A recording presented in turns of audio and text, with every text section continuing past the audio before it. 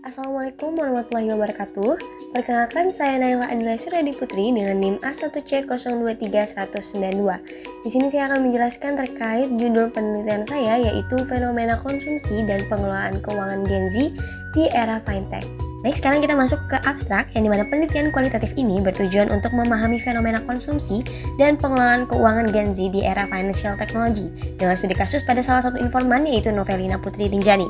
Data dikumpulkan melalui wawancara mendalam mengenai kebiasaan konsumsi, penggunaan fintech, serta makna dan cara informan mengelola keuangan pribadinya, di mana hasil menunjukkan bahwa financial technology mempermudah transaksi dan juga mendorong perilaku konsumtif akibat paparan media sosial dan kemudahan pembayaran digital. Namun, di sini informan juga mengembangkan mekanisme kontrol diri seperti penundaan pembelian, mempertanyakan urgensi kebutuhan dan pemisahan rekening untuk tabungan dan juga belanja. Temuan ini menggambarkan dinamika antara dorongan eksternal, yaitu teknologi dan juga media sosial, dan kesadaran internal dalam menjaga keseimbangan finansial. Selanjutnya, ada pun yang melatar belakangi dari penelitian ini, yaitu seperti yang kita ketahui bahwa generasi Z tumbuh dalam lingkungan yang sepenuhnya terhubung dengan dunia digital. Aktivitas sehari-hari seperti berkomunikasi, bekerja, belajar hingga berbelanja hampir semuanya dilakukan melalui perangkat digital. Perkembangan ini semakin kuat dengan hadirnya berbagai layanan finansial teknologi atau fintech seperti e-wallet, QRIS, mobile banking hingga platform belanja dan investasi online.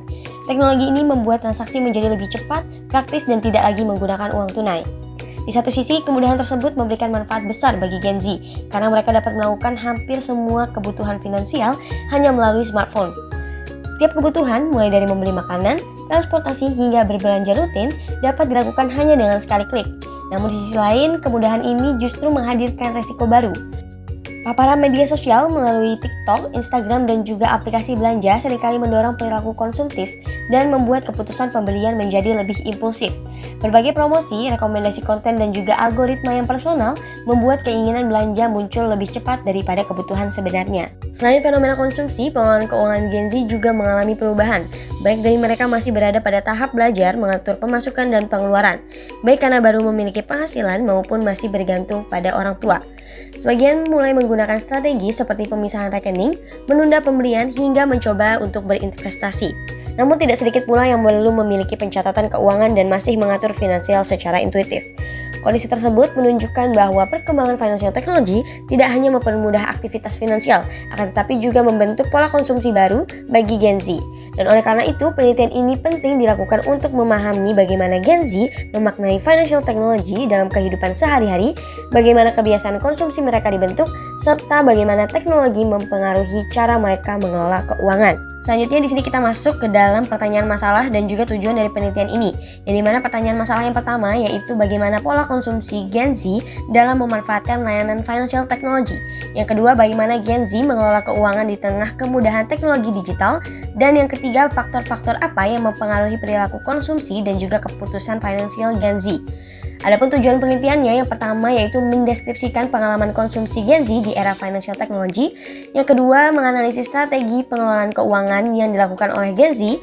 Dan yang ketiga, menggambarkan pengaruh media sosial, financial technology, dan dorongan eksternal terhadap perilaku finansial. Selanjutnya di sini kita masuk ke dalam metode penelitian, yang dimana penelitian ini menggunakan metode kualitatif deskriptif dengan pendekatan fenomenologi. Di sini menggunakan satu informan utama yaitu Novelina Putri Rinjani yang merupakan Gen Z dan juga pengguna aktif e-wallet, sosial media, dan aplikasi belanja. Di mana data ini dikumpulkan melalui wawancara mendalam kepada informan dan juga adanya dokumentasi transkrip jawaban pengalaman informan.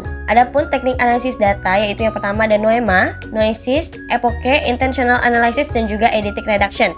Yang dimana NOEMA yaitu isi pengalaman informan, kemudian Noesis bagaimana informan menilai transaksi digital yang praktis dan juga simple, kemudian Epoche yaitu penangguhan asumsi untuk memahami persepsi asli dari informan, kemudian Intentional Analysis yaitu hubungan antara pengalaman dan kesadaran dari informan, dan yang terakhir di sini Eidetic Reduction yaitu inti dari pengalaman atau fenomena.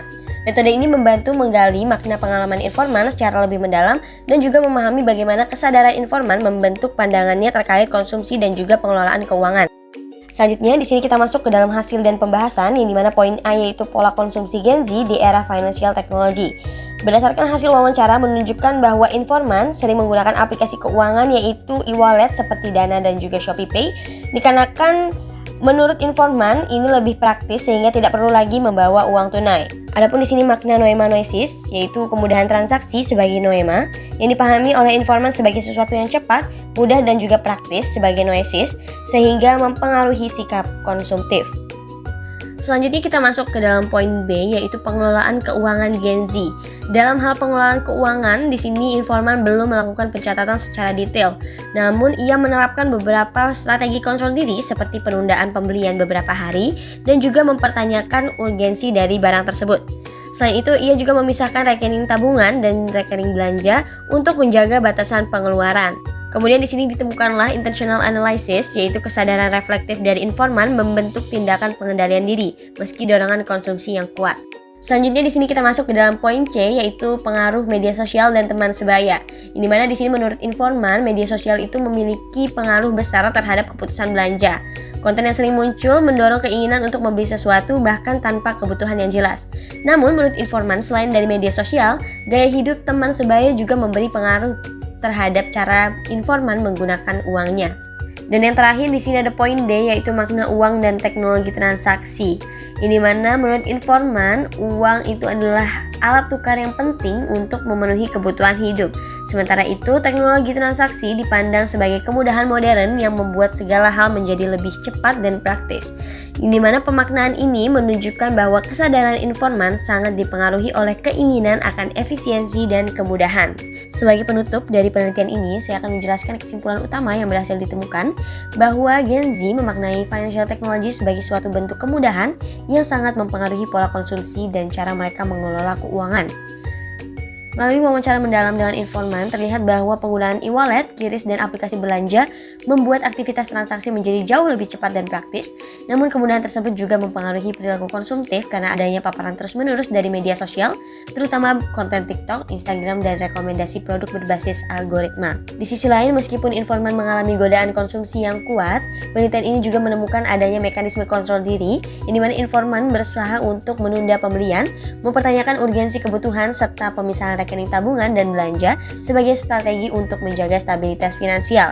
Hal ini menunjukkan bahwa Gen Z tidak hanya menjadi konsumen pasif tetapi memiliki kesadaran reflektif dalam mengelola keuangan mereka. Kebaruan atau novelty dari penelitian ini terletak pada sudut pandang fenomenologis yang digunakan untuk memahami bagaimana kesadaran Gen Z membentuk makna konsumsi dan keuangan di era fintech.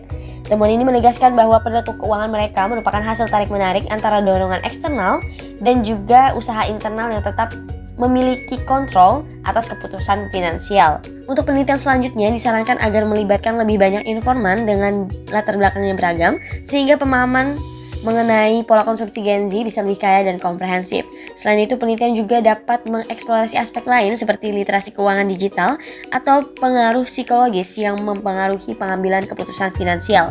Dengan demikian, penelitian ini memberikan gambaran bahwa penggunaan fintech oleh Gen Z bukan hanya tentang teknologi, tetapi tentang bagaimana mereka membangun kesadaran dan keseimbangan dalam kehidupan finansial mereka.